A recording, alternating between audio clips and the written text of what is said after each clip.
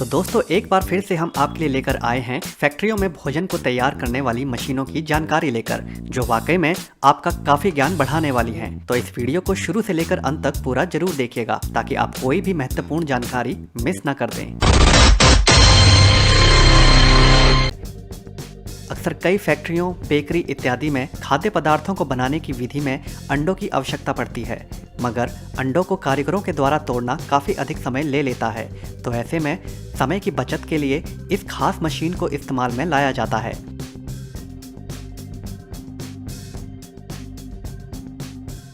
यह मशीन अंडों को बड़े ही मज़ेदार तरीके से मध्य से तोड़ देती है और अंडे के अंदर का तरल पदार्थ मशीन में एक नली के माध्यम से इकट्ठा होता रहता है। यह मशीन अंडों को इतनी सफाई से तोड़ती है कि अंडों के बाहरी आवरण का तिनका भर भी छिलका तरल के साथ नहीं बहता, जिससे काम काफी सटीकता से हो पाता है।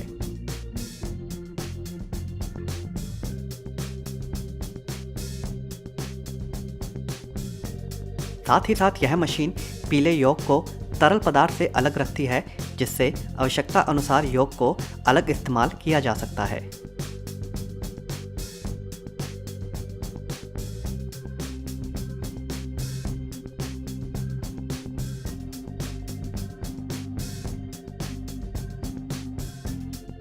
सकुराई फूड फैक्ट्री। जापान की इस फैक्ट्री में बेहद विशाल मशीन में नूडल्स को तैयार किया जा रहा है।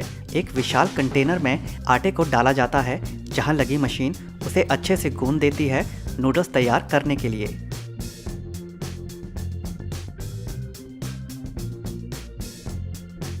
फिर उसके पश्चात आती है मुख्य मशीन, जहां इस पतली आटे की चादर से 3 पंक्तियों में यह मशीन नूडल्स को आकार देती जाती है।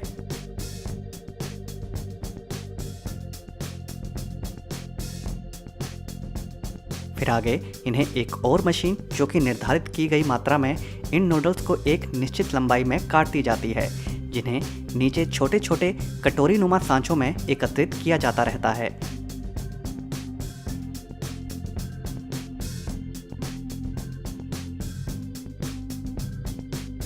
और जब इन्हें कुछ देर फ्रीजर वाले चैम्बर में डाला जाता है तो यह सख्त हो जाते हैं और एक गोल आकार ले लेते हैं, जिन्हें बाद में पैकेटों में पैक करके बाजार में बेचने के लिए भेज दिया जाता है।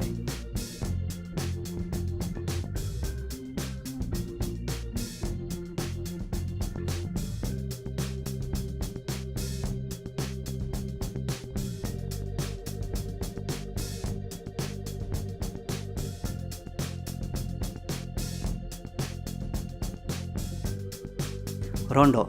आटे के बन पूरी दुनिया में काफ़ी अधिक इस्तेमाल होते हैं व्यंजनों को तैयार करने में। सबसे पहले आटे को बेलना नुमा लंबा आकार देकर, जहां एक धारदार ब्लेड इन्हें एक निश्चित लंबाई में काटता जाता है।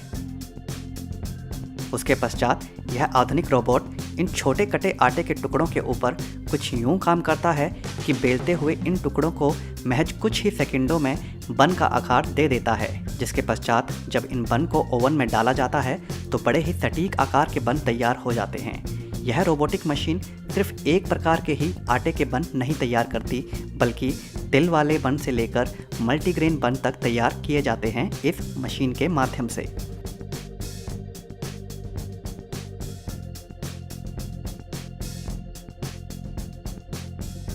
इस रोबोट के मुंह पर आप बड़े बन बनाने के लिए अलग सांचा भी फिट कर सकते हैं, जिससे यह रोबोट सिर्फ एक आकार के ही नहीं बल्कि कई आकारों में बन बनाने के काम को निपटाने में सक्षम हो जाता है।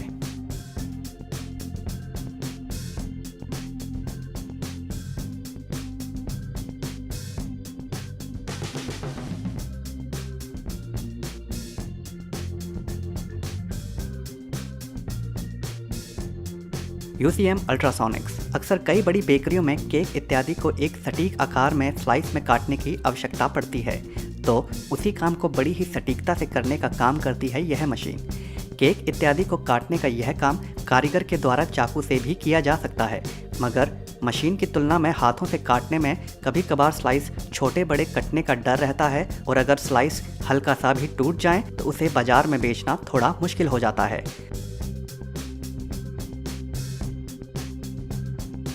मगर यह लाजवाब मशीन पहले से ही व्यंजनों के आकार के आधार पर सेट होती है, जिसके कारण यह गोल चकोर या फिर बेलनानुमा हर प्रकार के व्यंजनों को एकदम सटीकता से काटने में सक्षम है।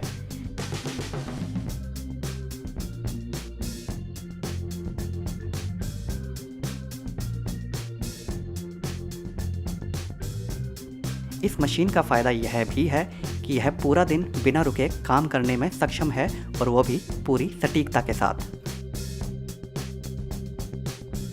California walnut processing. अखरोट को बाजार तक पहुंचाने के लिए सबसे पहले उन्हें पेड़ों से तोड़कर इकट्ठा कर लिया जाता है, और जब यह फैक्ट्री में पहुंचते हैं तो काफ़ी अधिक मैले होते हैं, तो जिन्हें साफ करना बेहद आवश्यक होता है। इसके लिए इन्हें कन्वेयर बेल्ट पर रखकर आगे की तरफ भेजा जाता है, जिसके कारण बारीक रेत के कण अच्छे से झड़ जाते हैं।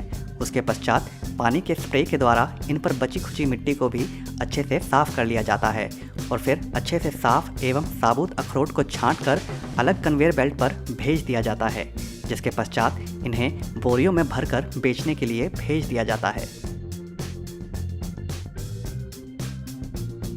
मगर इसी फैक्ट्री में एक और मशीन होती है जहां इन अखरोट को तोड़कर उनके अंदर से निकलने वाली गिरी को एकत्रित किया जाता है। इसके लिए एक अन्य मशीन में इन साफ धुले अखरोट को डाला जाता है, जहां लगा एक खास क्रशर इन अखरोट को क्रश करता जाता है। इस प्रकार अखरोट को तोड़ने के बाद गिरी और छिलके अभी आपस में मिक्स ही होते हैं, जिन्हें आगे एक खास कंपन करने वाली मशीन में डाला जाता है, जहां काफ़ी हद तक छिलके गिरी से अलग हो जाते हैं,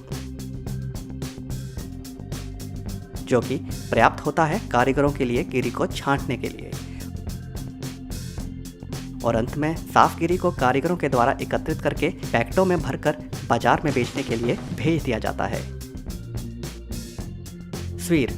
अक्सर अभी भी कई देशों में भुट्टे को किसान पारंपरिक तरीकों से ही उनका छिलका उतारते हैं, मगर यहाँ इस फैक्ट्री में यह विशाल मशीन उसी काम को बड़ी सफाई और तेज रफ्तार में कर जाती है। भुट्टे को कन्वेयर बेल्ट पर डालने के बाद कारीगर साफ भुट्टों को छांटकर उन्हें एक लाइन में लगाते जाते हैं।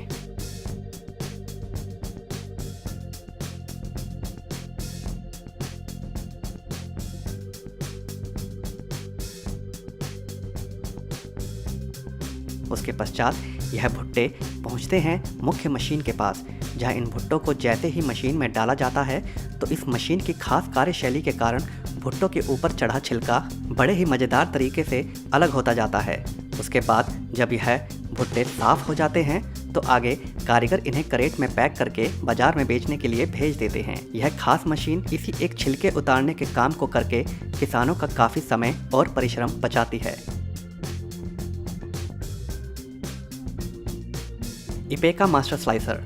यह बेहद खास मशीन बाजार में मिलने वाले उन ब्रेड के स्लाइस करने का काम करती है जिन्हें हम अमूमन खाते हैं। इस मशीन में काफ़ी अधिक तेज धार लोहे की पतली वायर्स लगी होती हैं।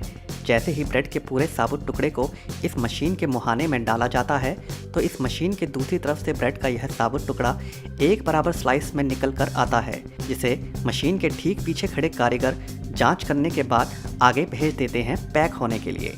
यह मशीन इतनी तीव्रता से काम करती है कि कुछ ही समय में अनेकों ब्रेड के बड़े टुकड़ों को स्लाइस में काट दिया जाता है, और वो भी बेहद सटीकता के साथ।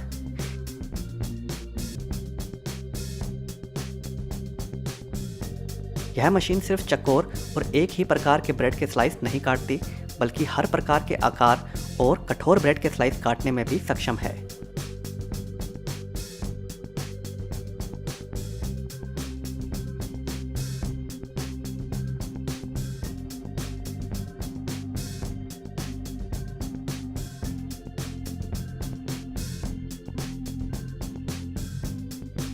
नोवाटेक। अक्सर कई देशों में खाद्य पदार्थों में काफ़ी अधिक मिलावट होने लगी है और सब्जियां भी उससे अछूती नहीं रही हैं। खेतों से गाजरों को इस फैक्ट्री में लाने के बाद उन्हें इस बेलनानुमा खोखली मशीन के अंदर डालकर उन्हें साफ पानी की मदद से अच्छे से धोया जाता है। उसके पश्चात इन गाजरों को इस गोल ढांचे के एक सिरे से बाहर कन्वेयर बेल्ट पर उड़ेला जाता रहता है, जिसके पश्चात गाजर आगे पहुंचती हैं, जहां कारीगर इन गाजरों का अच्छे से निरीक्षण करते हैं और खराब गाजरों को अलग करते जाते हैं।